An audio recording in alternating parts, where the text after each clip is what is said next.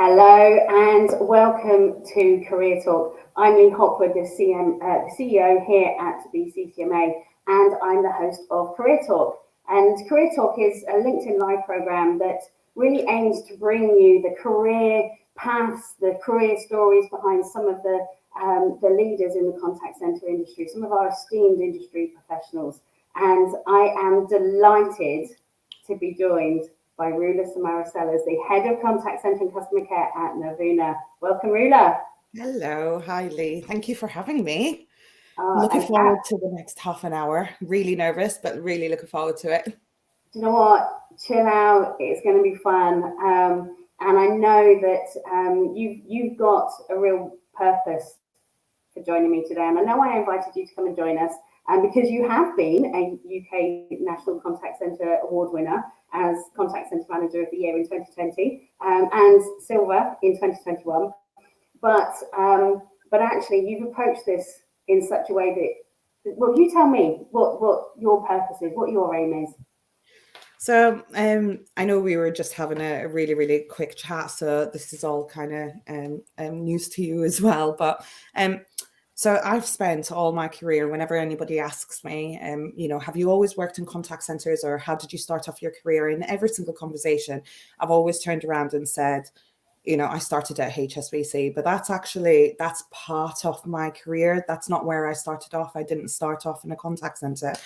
And as I'm getting older and as I'm progressing in my own career, I want to share my story with people so that I can be an inspiration, especially to women who potentially haven't had it easy growing up and actually want to make something out of their life. And I want to share my story so that hopefully it helps other people, whether or not that's somebody that's wanting to progress in their own and they've got imposter syndrome and they don't believe in themselves, or if it is somebody that's already senior and actually it's a little bit like reverse mentoring, right? They can hear it from me and know that it's actually okay to have self-doubt but still achieve and still be somebody. So to me today, it's really, really important that I kind of get my message across and share with you potentially and be vulnerable around anybody that's watching and yourself. So Thank you so much, Rula. So let's go back to the beginning. So if your career didn't start at HSBC, where did it start? Yeah. So as you can see, so I'm not from the UK. So I am British citizen, but I'm not from the UK. So I'm originally Palestinian, but lived and been brought up in Dubai. My father got senile dementia when he was in his 40s, so our life quickly turned around. My mum was the doctor in Dubai. So it was just very, very difficult. And we had to, my parents were, like I said, British citizen anyway. So we kind of came back to the UK. But I was born, I've never lived in the UK. I've never visited the UK previously. So I was 14 when I came to the UK, attended school, really, really struggled at school. It's a different culture, being Arabic and being brought up in Dubai and being in private schools and having drivers, and it's just a different life than here in the UK. And it was really, really difficult. Coming to the UK was just literally 48 hours notice. Maybe I'll share that story with you over a drink one day at a different time. But 48 hours notice, we came to the UK. I'm the youngest of four. Both my sisters are older than me. They were going to medical school as well. So one of them, I'm really, really proud of them. And my brother is amazing as well.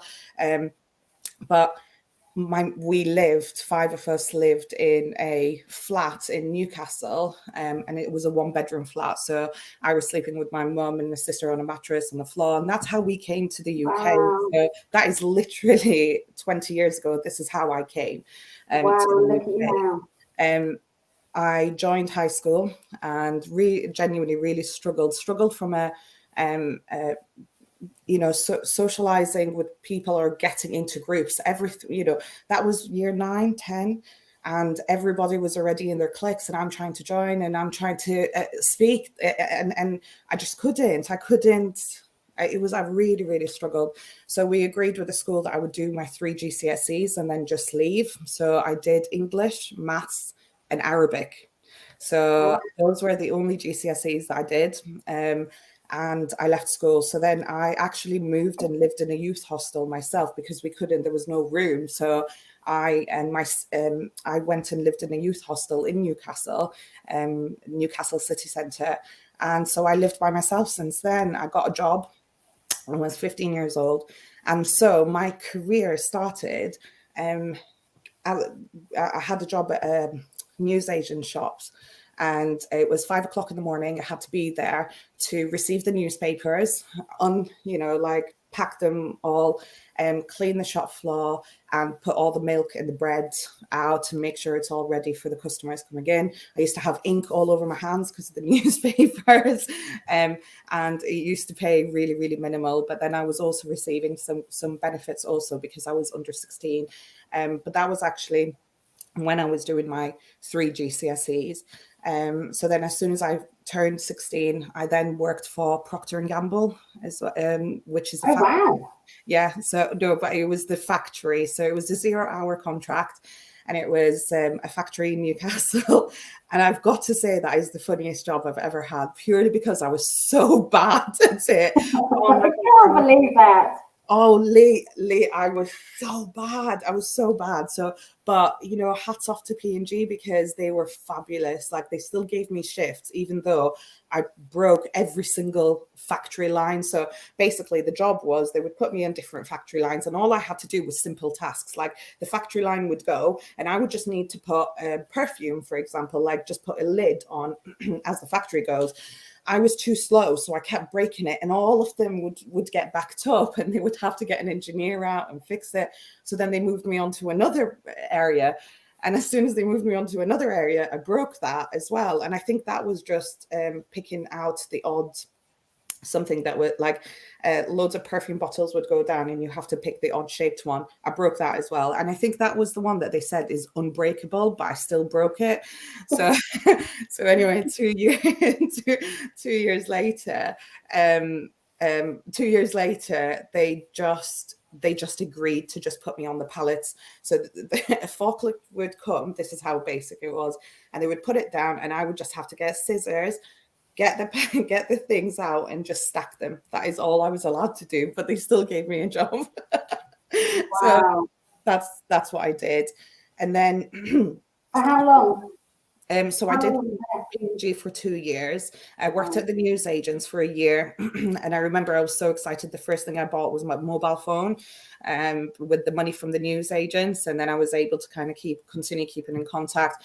My mum's absolutely amazing. I was helping care for my dad as well at the same time, and my sisters were at medical school, so it was that position where my mum couldn't do it all for us. We're starting all over again, coming to the UK 20 years ago, and literally my mum could not do all of us, so I had to go out and kind of do it and just try my best. So I left once I finished from P&G. I actually came to Leeds. My sister was just finishing her medical school here, and I came and lived with her, and that's when I got the job with HSBC. So I was 18 when I started with them as a customer service advisor with them. So and how did you feel when you got that first job with HSBC? I mean, you worked arguably with some big brands. Yeah. And there'll be some people going, I don't work with those big brands. I've never worked with those big brands. But you've worked with big brands. And so how did you feel when you first got that job in the contact center as a frontline advisor? So as an 18-year-old, you don't think that. So I didn't realize. I knew P&G, is a big brand, but I just didn't associate it at the time. I don't think I was old enough to associate it. For me, it was literally hand to mouth. It was me getting the money and just surviving. Ultimately, that's what I was trying to do. And so it didn't really associate. And when I got the job with HSBC, again, it was literally just a job for me to be able to pay bills. When I came to Leeds, to where my sister, I lived in a flat share. So again, I lived in a flat share, so it was with 7 people, and it wasn't, I'm sure now it's not within regulation, but basically it was like a box room, and all you could fit in it was just a bed. And so they were renting me out a bed, and that's what I could find and could afford at the time. So it literally, you couldn't even open the door.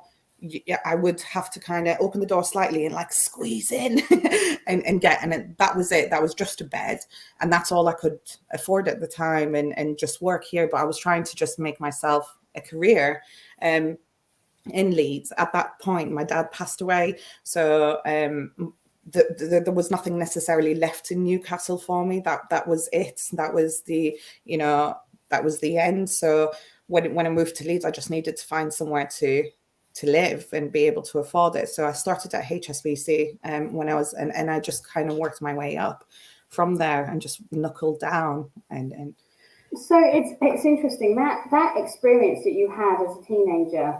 Now the ruler I know is very, very sociable, very, very passionate about the people around you, the work that you do, very, very confident, very, very confident, but also incredibly strong. Thank Incredibly you. strong. And I think it feels like that experience that you had as a teenager when you got your first role at HSBC. And did you see that there were opportunities that were available to you? And did you think, oh, right, I now want a career, I want to go somewhere? You mentioned your first time you got the job, it was like, I've now got a job.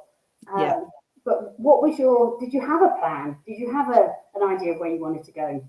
So when I was 18, no, I really, really didn't. I didn't have a plan. But actually, when I got into HSBC, I loved the fact that I was able to, it wasn't, if you think about the jobs I was doing, it was very, very labor intensive, and it was really, really difficult. It really was. And coming from a very luxurious background in Dubai, to overnight losing everything, and I do mean everything, to go and start working at 5 a.m. in a news agents and also in P&G, lifting things and breaking my back, and I'm still a kid, essentially. I really, really am. And so when I got the job at HSBC, and it was over the phones, and it was quite civilized. Sorry, P&G is very civilized. You know what I mean? Like environment. It's a different environment. Yeah. To working in a contact center is a different environment. Definitely. And then once I kind of got used to that, and I started looking at people progressing around me. So there was lots of people progressing, lots of my colleagues, my friends, and it was such a great place to work. It had so much opportunity that literally it's unbelievable, because every single department is kind of around you. And if you wanted to go and move within different, and I didn't even know that's a thing, like, you just don't when you're 18. You just get a job, you apply for lots of things, and you just think, oh, whichever job I get, but you never see it as a career. Well, I didn't at that point. But then I started off at customer services, then I moved over to sales, I then moved over to the complaints team, and within 11, 12 years, I just ended up moving from level to level to just understand what every single area does, because for me, that's really important. And I literally did the majority of the department. I think the only one that I didn't do is mortgages. I think that's the only area that I didn't do. But I did sales, inbound, outbound. I did incoming telephones, complaints. I then decided, right, the call center, I've done it all. In my view, there was nothing else. So then I moved on to project management and had a look, and I became a process re-engineering manager. So we got qualified Six Sigma, and we looked at processes within HSBC that we needed to kind of streamline and improve. And that was absolutely fantastic. So I did that for 2 years.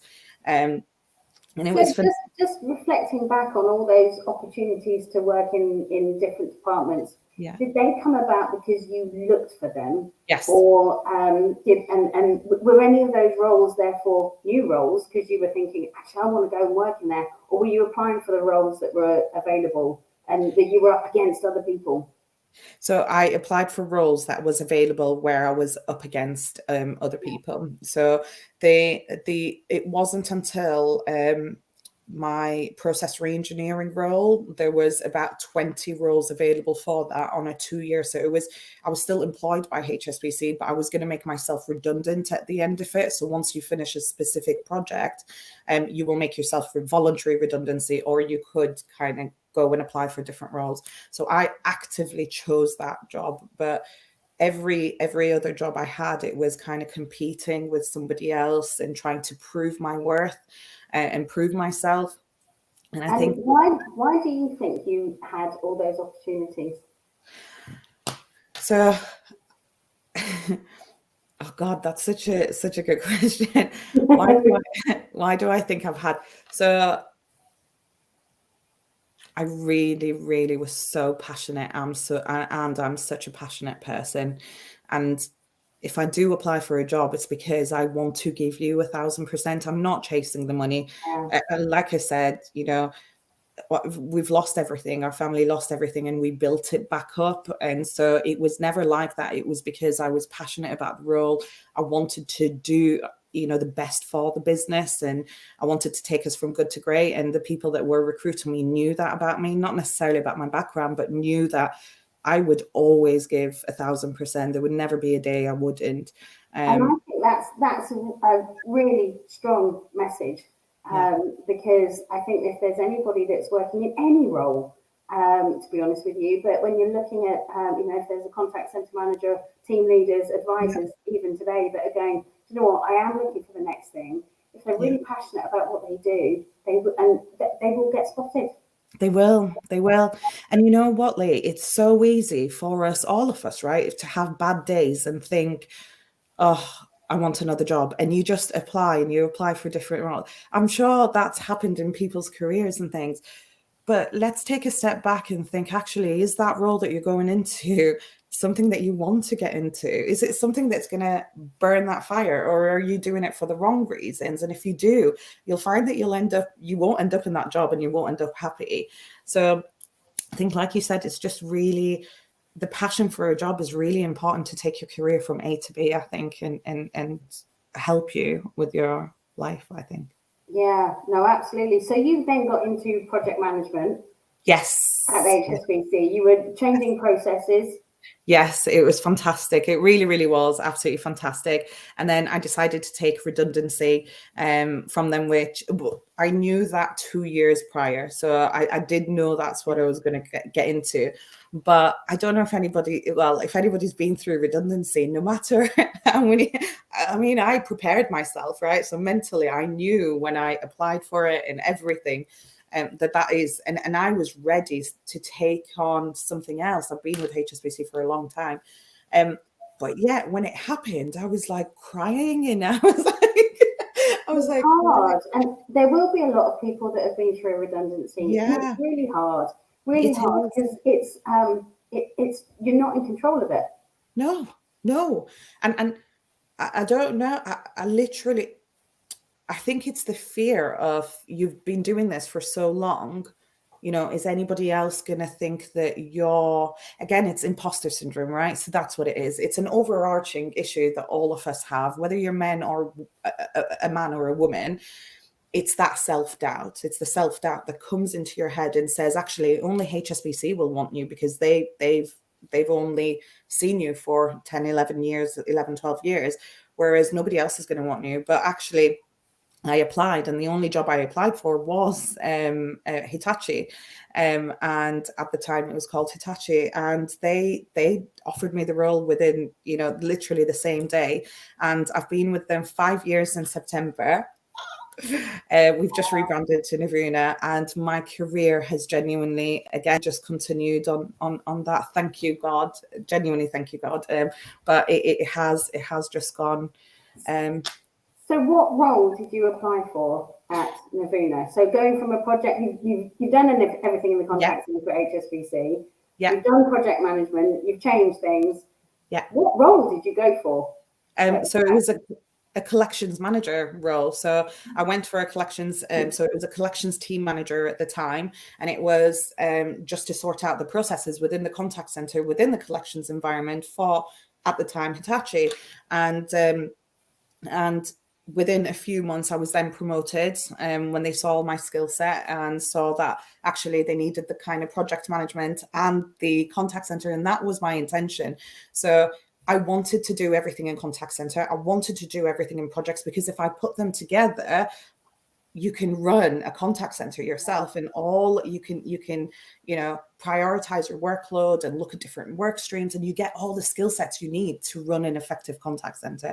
So I started as a collections team manager, then I was promoted to a collections manager, then I moved on to a contact center manager, and then now I'm the head of the contact center and the customer care team. So, and I know that that's a relatively new appointment. Yes, it is. Yes. So it was from the 1st of January this year, and I'm absolutely loving it. So it's fantastic. Really. And I do want to explore that a little bit more, because there have been some challenges potentially along the way that you are currently working through. That's probably the really wrong way of describing it.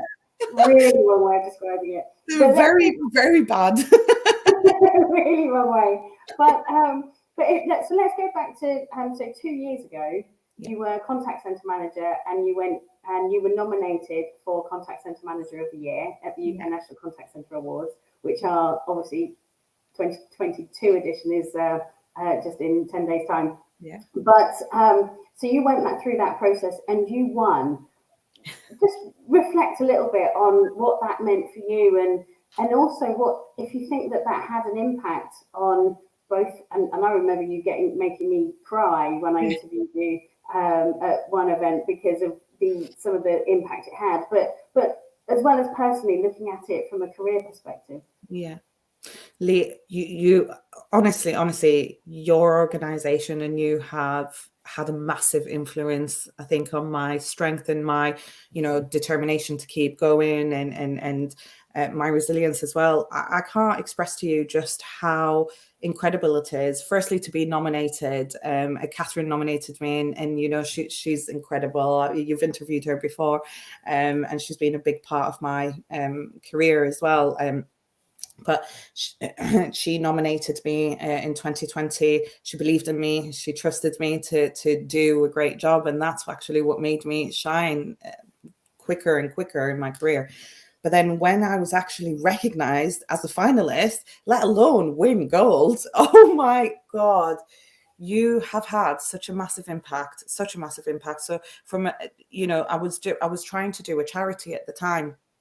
And I remember it was COVID. It was the first year of COVID. The charity organization, what I was trying to do was around refugees and asylum seekers. And it was so difficult to be able to do it. And it was in December. And honestly, everything that could have gone wrong has gone wrong. Then you have COVID. Then you gave me that spark.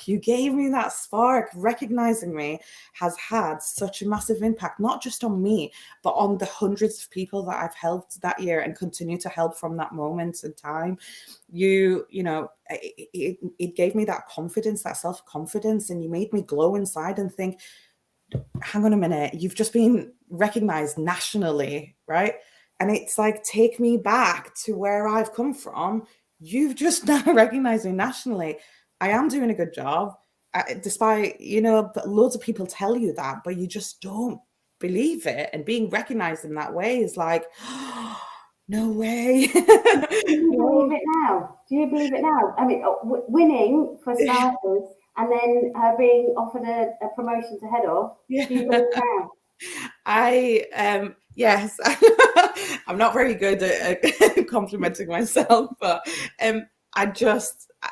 changing the subject, I just want to thank you so much for that opportunity. Genuinely, you've changed my life. And I'm not just saying that, you really, really did. You gave me the spark, and you have made the struggles that I've gone through extremely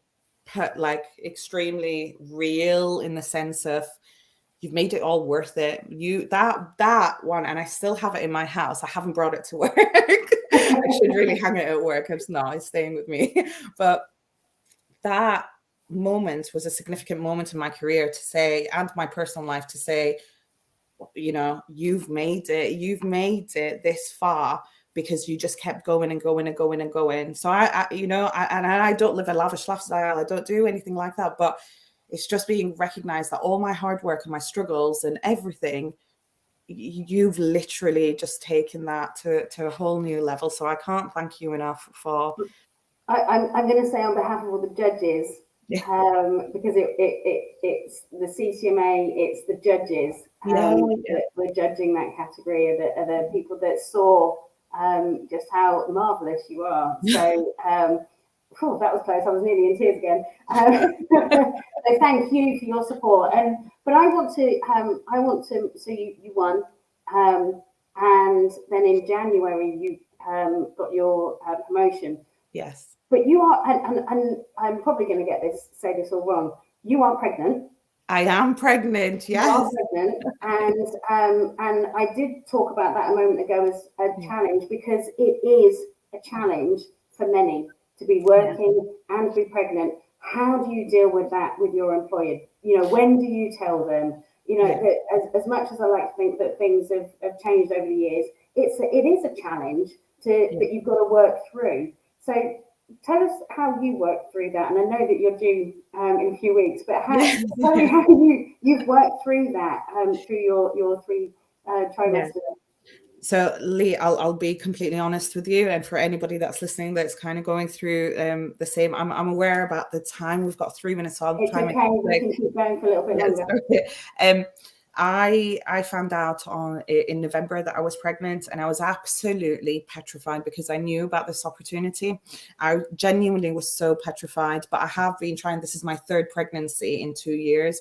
So we've been trying. And, you know, that I remember having a conversation with my sister saying, oh my God, but my family, and I have to pay and support for my family because I'm already, you know, I've already got a son and my husband. But then the other thing is, and that was around my fear that I would lose this opportunity. But my other thing is, we've been trying for a baby, and this is my 3rd pregnancy. So it's been severely traumatic the past 2 years. So, you know, what do I do? Do I tell my employer? Do I not? And then as soon as I found out I was pregnant, I phoned up my new manager. He wasn't new at the time in November, and I called him. His name's Vincent Rabul, and I just said to him, Vincent, I'm pregnant, 5 weeks pregnant. I just want to tell you this from now. At 5 weeks, you at 5 weeks, I didn't want to put Navuna. I love Navuna, and I would never want to put Navuna in a position that in January I tell them that I'm pregnant, because actually it's wrong, you know, right or wrong, everybody's got their own choice. But I wanted to just be very honest. So at 5 weeks pregnant, I told him. He was over the moon for me, very supportive. And I even said to him, look, you don't have to give me the job if you don't want to. I'm so sorry.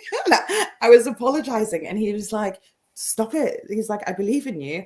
Absolutely. You've got the job. I'm so excited for you. Congratulations.